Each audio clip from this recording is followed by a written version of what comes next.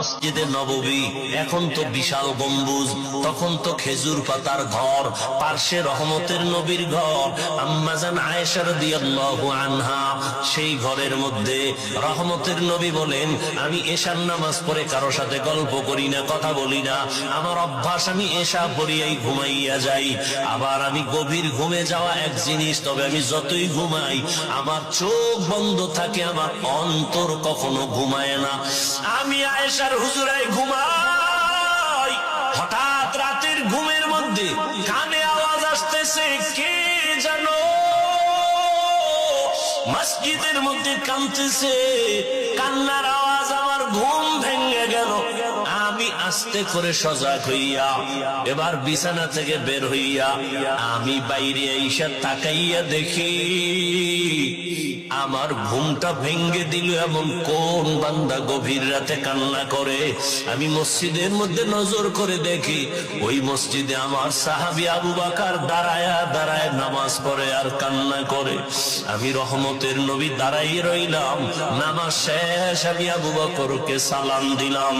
ও আবু বকর, এই গভীর রাতে আপনি নামাজে দাঁড়ায় এত জোরে জোরে কেন কান্না করলেন? আবু বকর বলেন, ইয়া রাসূলুল্লাহ, আমাকে মাফ করে দেন, আমি বুঝতে পারি নাই যে আমার কান্নায় আপনার ঘুম ভেঙে যাবে, আমার বোধহয় বেয়াদবি হয়ে গেছে, আমি জোরে কান্না করতে চাই নাই। নবী বলেন, আপনি কাঁদলেন কেন? আবু বকর বলেন, ইয়া রাসূলুল্লাহ, নামাজের ভিতরে আল্লাহর কোরআনের তেলাওয়াত যখন শুরু করলাম, ওরে হাসরের ময়দানের ধ্যান খেয়াল আমার অন্তরে চলে আসে। ওই হাসরের ময়দানে আমার মালিকের আদালত বড় কঠিন,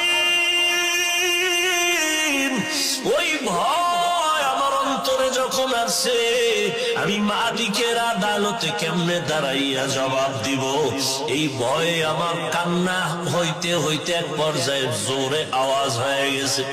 আমার নবী বলেন, আবু বকর, 10 জন সাহাবা জান্নাতের টিকিট পাইলেন, এর মধ্যে আপনার নাম তো প্রথমে আছে, আপনার আবার হাসরের মাঠের ভয় কেন? আবু বকর বলেন, ইয়া রাসূলুল্লাহ, যেই আল্লাহ দয়া করিয়া জান্নাতের টিকিট দিয়ে দিছেন, আমার ভয় লাগে যদি আমার কোন কাজে আমলে আমার আল্লাহ বেজার হইয়াই যায়, আমার জান্নাতের টিকিট আবার ক্যান্সেল হয়ে যাবে, এই ভয় আমি কান্না করি। নবী, হাসরের ময়দানের ভয় কেন, এত ভয়? আল্লাহর নবীকে আবু বকর বলেন, ইয়া রাসূলুল্লাহ, আপনিই তো কিয়ামতের দিনের বয়ান করে আপনি নিজেও কান্না করেছেন। হাসরের ময়দানে নারী আর পুরুষগুলো সবাই উলঙ্গ দাঁড়ায় যাবে, হাসরের ময়দানে সব নারী পুরুষ উলঙ্গ এমন হালাতে দাঁড়াবে। আম্মা জান আয়েশা বলছিলেন, নবী কেউ কি লজ্জা পাবে না? নবী আপনিই জবাব দিছিলেন যে কিয়ামতের ময়দানটা এত কঠিন হয়ে যাবে যে কেউ কারো দিকে একটা নজর দিয়া তাকাবার হুঁশ হবে না। কেন? একদিকে সূর্যটা নিচে এসে পড়বে, সূর্যের গরমে মাটির জমিনটা পুড়িয়া তামা হয়ে যাবে, অন্যদিকে জাহান্নামের চিৎকারের আওয়াজ, জাহান্নাম চিল্লায় বলবে, আল্লাহ, বেনামাজি গুলো কই, গুনাহগার গুলো আমার পেটে দেও। অন্যদিকে আমার আল্লাহ রাগান্বিত আওয়াজ দিবেন, আল্লাহ রাগ হয়ে আওয়াজ দিতে থাকবেন, আল্লাহ সেদিন কঠিন আওয়াজ দিবেন, কুদরতি আওয়াজ।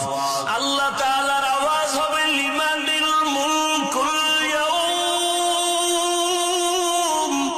লিল্লাহিল ওয়াহিদিল কাহ্হার। আমার আল্লাহ পাকের রাগান্বিত কুদরতি আওয়াজ এত ভয়ঙ্কর হবে, হাসরের ময়দানটা থরথর করে কেঁপে উঠবে। ওই সময় মানুষগুলো কান্না করে করে পাগলের মতো হয়ে যাবে। আবু বকর বলেন, ইয়া রাসূলুল্লাহ, আপনিই বলেছেন হাসরের মাঠের ভয়ঙ্কর হালাত দেখে নবীরা পর্যন্ত যাদের গুনাহ নাই তারাও কান্না করে করে বেকারার হয়ে যাবেন। ওই ভয়ে আমি নামাজের মধ্যে যখন কান্না শুরু করেছি, আমার আওয়াজটা বেড়ে গেছে, আমি কখনোই বুঝতে পারি নাই। কারণ আমি ছিলাম জমিনে নামাজে দাঁড়ানো, কিন্তু আমার কলবের কানেকশন হয়ে গেছে আমার মালিকের সাথে। আমি কোথায় আছি তাও জানি না, আমার কান্নার অবস্থাও আমি বুঝতে পারি নাই, আমার হালাতটা ভিন্ন হয়ে গেছে। আমার আল্লাহর মহাব্বতের কান্নার আওয়াজ, আপনার ঘুম ভেঙে গেছে, আমি বুঝতে পারি নাই। নবী আমাকে মাফ করে দেন। ওই হাসরের ময়দানে নবীরা যদি কান্না করে, আমি আবু বকরের কি উপায় হবে? আল্লাহ যদি ডাকে, আবু বকর আমার মোহাব্বতের জন্য কি আমল নিয়ে আসছো? আমি যদি আল্লাহর কাছে ভালো আমল নিয়ে যাইতে না পারি, আল্লাহ রাগান্বিত হয়ে তো জাহান্নামের অর্ডার দিয়ে দিবেন, জাহান্নামের হ্যান্ডকাপ আমার হাতে লেগে যাবে। ইয়া রাসূলুল্লাহ, দুনিয়াতে আমি দুর্বল মানুষ, সূর্যের গরম সহ্য করতে পারি না, একটা মশার কামড় সইতে পারি না, একটা বেতের বাড়ি সহ্য করতে পারি না। গুনাহগার হইয়া যদি আল্লাহর আদালতে দাঁড়াই, আল্লাহ যদি রাগান্বিত হইয়া জাহান্নামের অর্ডার দিয়াই দেয়, জাহান্নামের হ্যান্ডকাপ যদি লেগে যায়, একটা সেকেন্ডের গরম আমি সহ্য করতে পারবো না রে আল্লাহর নবী। এই কারণে আমি নামাজে দাঁড়ায় দাঁড়ায় আমি আযাবের ভয়ে কান্না করি। আল্লাহ তাআলা কোরআনে বলেন, ওয়া আম্মা মান খাফা মাকাম রাব্বিহি ওয়া নাহান নাফসা আনিল হাওয়া ফা ইন্নাল জান্নাতা হিয়াল মাওয়া। আল্লাহর আদালতে দাঁড়াইয়া হিসাব দেওয়ার ভয়। আল্লাহর যে কোনো বান্দা বান্দি দুনিয়াতেই গুনাহ থেকে নিজেকে বাঁচাইয়া চলবে, আল্লাহ ওয়াদা করেন আমি তাকে বিনা হিসাবে জান্নাতের মেহমান বানায় দিব।